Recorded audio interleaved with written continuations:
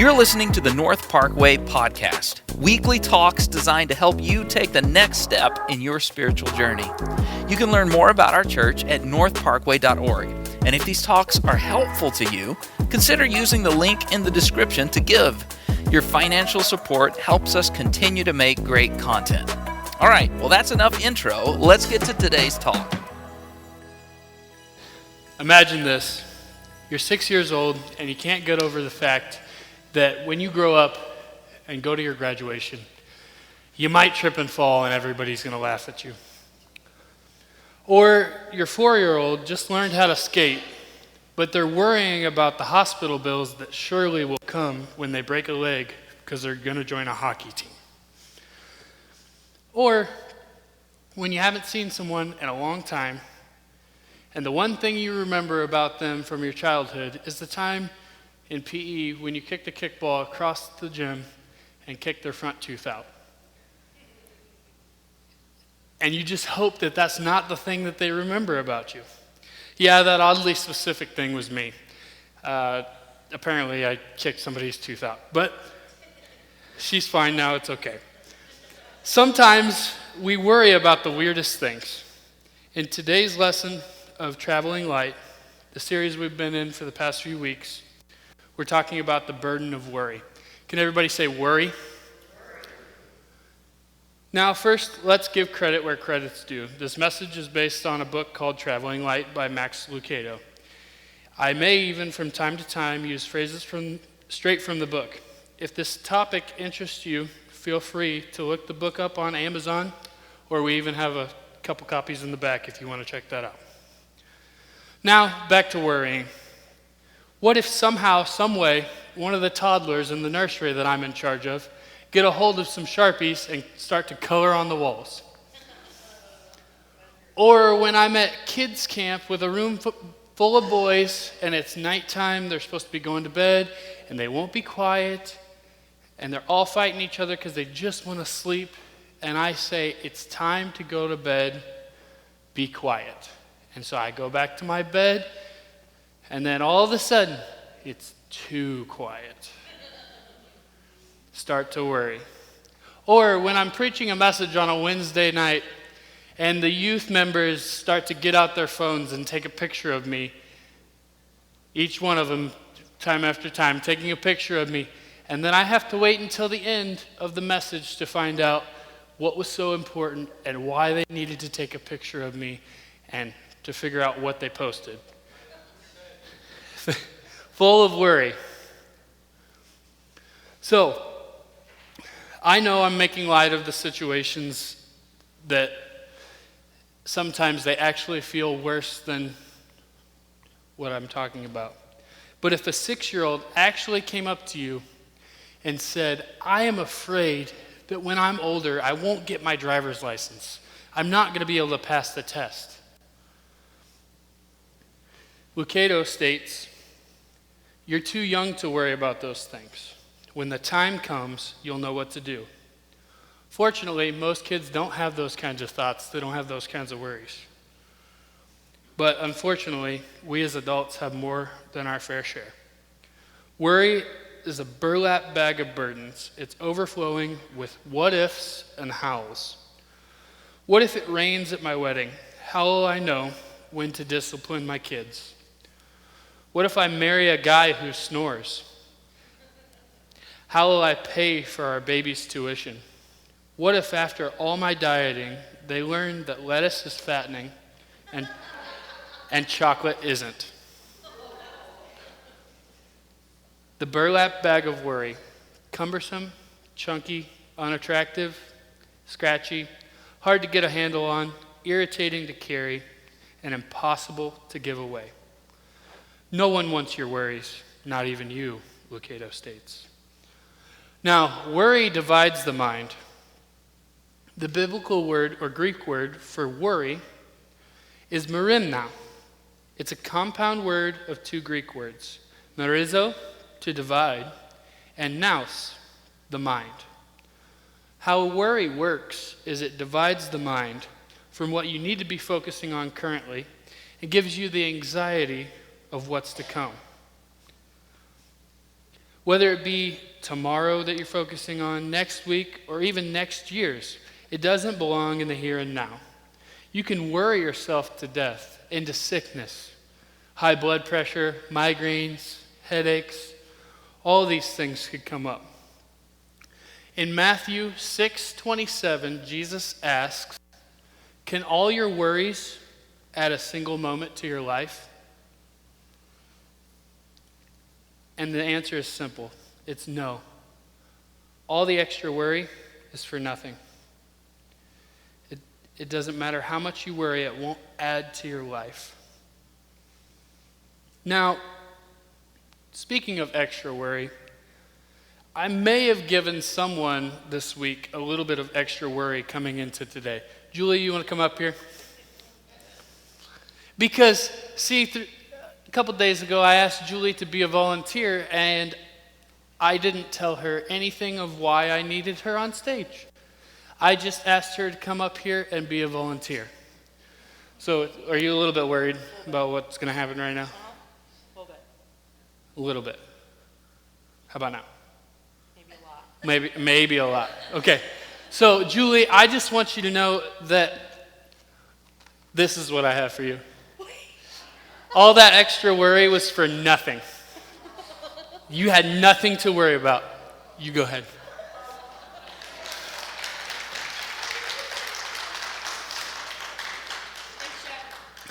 No problem, Julie. So, that extra worry that she had, how can she deal with that? How can a person deal with anxiety? You might try, as Lucado says, that one guy did. He worried so much that he decided to hire someone to do his worrying for him. He found a man who agreed to be his hired worrier for a salary of $200,000 a year. After the man accepted the job, his first question to his boss was, "Where are you going to get the $200,000 from?" His boss replied, "That's your worry." Worry isn't something that you can just hand off, but you can overcome it. In Psalms 23, 2 and 3, we know these verses well. He makes me lie down in green pastures. He leads me beside the still waters. He restores my soul. He leads me in the paths of righteousness for his name's sake. Now, let's try those verses again, but let's try to emphasize on one word in there. He makes me lie down in green pastures. He leads me beside still waters. He restores my soul. He leads me in paths of righteousness for his name's sake. God leads us. He leads us. He isn't behind us. He isn't one step ahead, giving us directions like a GPS, turn left, turn right, go up the hill. But unlike when you get redirected by a GPS because you didn't understand the directions that were given, God's direction is unmistakable. You just have to do it his way, which is one day at a time. Not going ahead of him, not going days ahead at a time. He wants to go ahead of you and sort those things out that mess you up. But you need to deal with the things that are here and now. He leads us. He tells us what we need to know when we need to know it. Sometimes we pick up things that we don't need to pick up.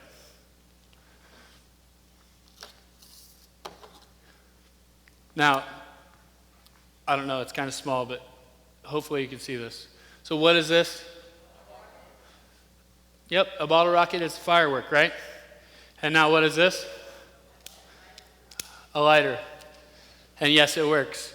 Now, some of you might say, the next gen pastor on the stage with a lighter and a firework, that worries me a lot.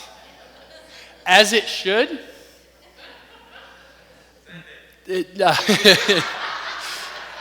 I'm going to refrain from that.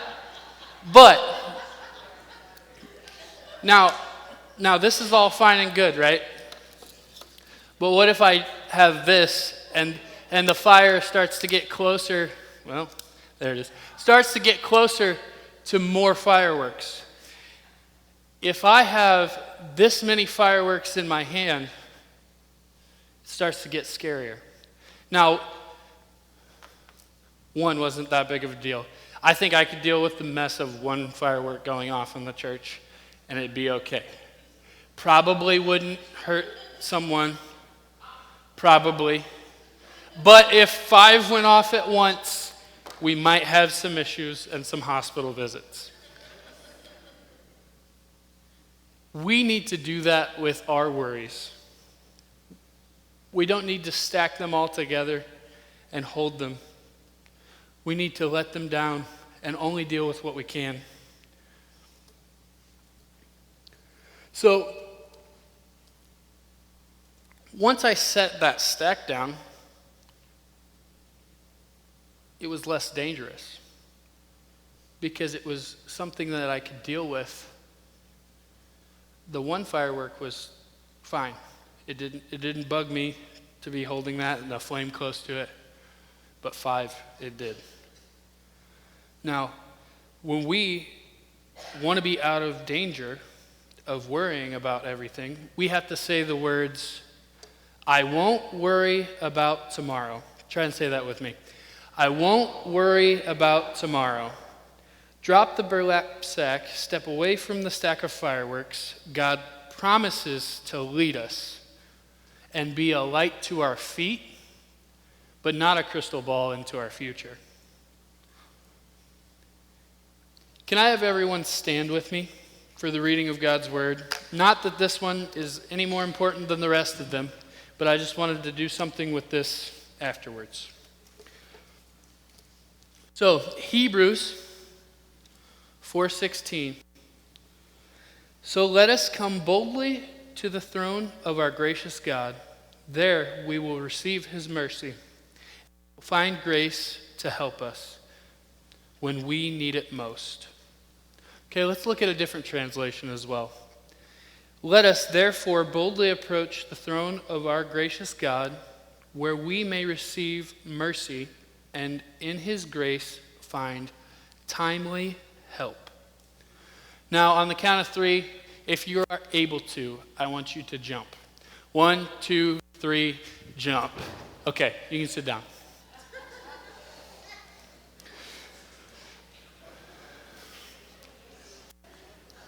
So the reason why I did that, and the reason why did we just jump? Because that's what we're doing when we're putting more things on our plate than we should. We're jumping ahead of God's time. He doesn't want us to be a step ahead. God is always on time, so don't jump ahead. Now, I think back to a week or a week and a half-ish ago when I was at kids camp. I already told one story about it. I was at kids camp, and everywhere that I went, I carried a backpack with me.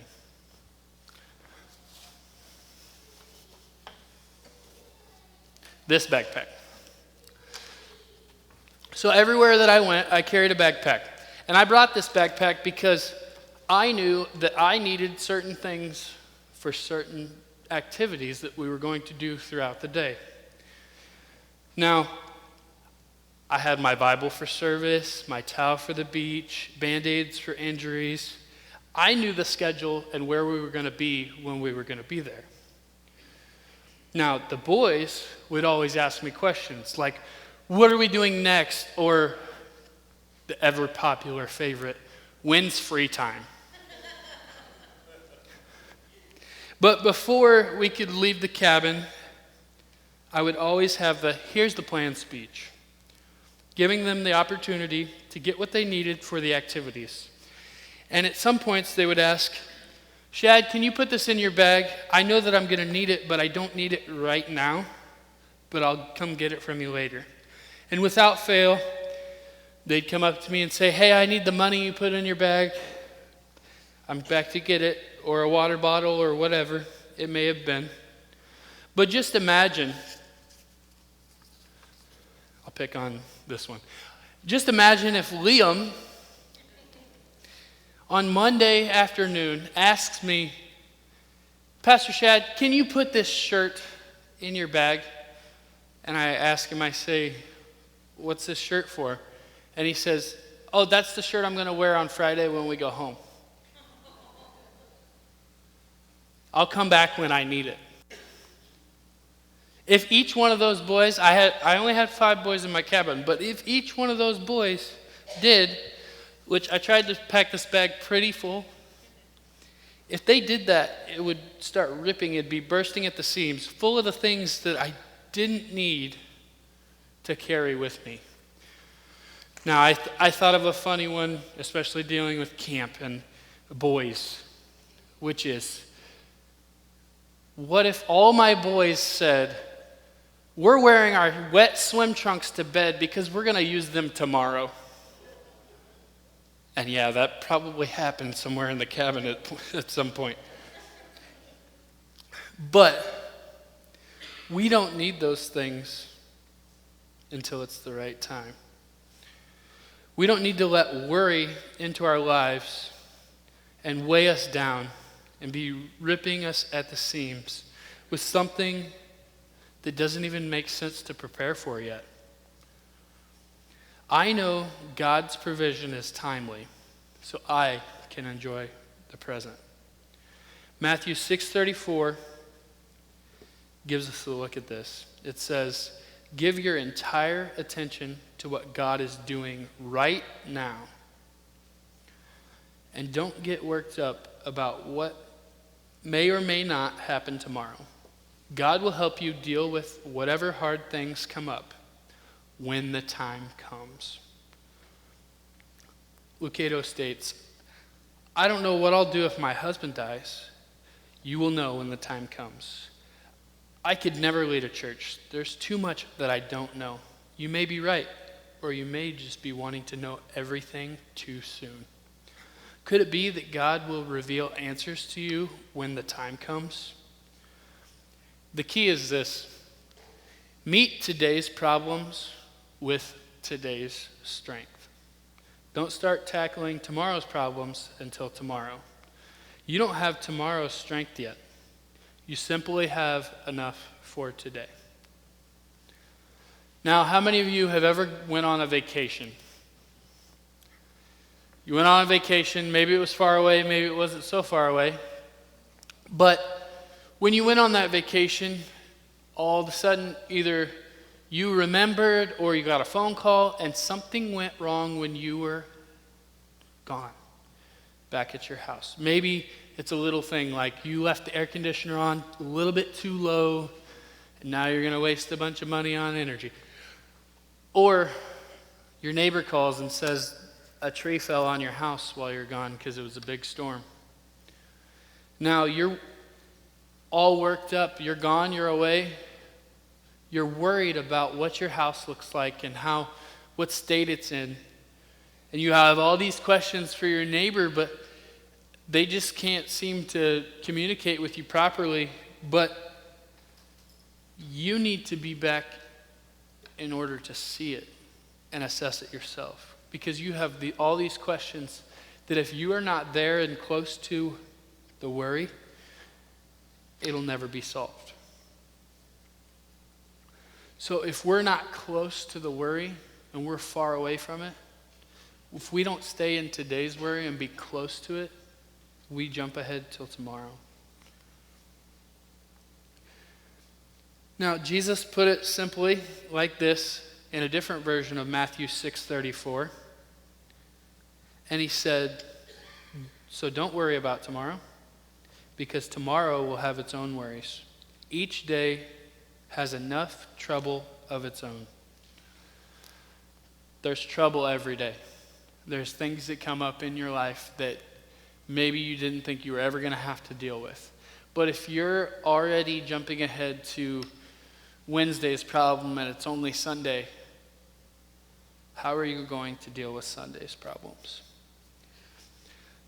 Now, the words, I can't go on, I have nothing left, those are the words that will come out of your mouth if you keep trying to worry about all the things before they're happening. And some of you say, well, Mama didn't raise no quitter. Well, this will make you quit. You won't have enough strength. It doesn't matter how strong you think that you are. You don't have tomorrow's strength today. You will get the strength tomorrow. You will never have enough strength for the worries of tomorrow today. But what if, and how will I? God has the answers for you when you asked at the right time. If you're not jumping ahead, God will answer those questions for you. If you are in His time, He will be there.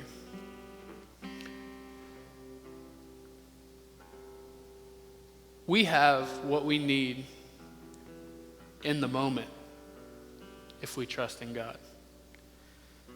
God's leadership and guidance is like no other. I had myself some what ifs this week. What if I get on stage and I forget what I'm saying and I just stand there like a ding-dong? Then God spoke to me and reassured me, and He said that the words that I'm saying are His words. They're God's words through me, not my words through Him. He leads me and gives me the words that I need to say when I need to say them at the right time. I don't have to try and jump ahead and guess what He's going to make me say. God's guidance is something that we can't be without, because if we don't let Him guide us in today and we're ahead in tomorrow, we're messed up today and tomorrow. Hey, this is Pastor Chris again. Thanks for listening. If today's talk was helpful in your spiritual life, odds are there's someone you know who could benefit from it. Take a minute right now to share it with them. And if you live in the area, come try out a service in person, because church is more fun with friends. See you next time.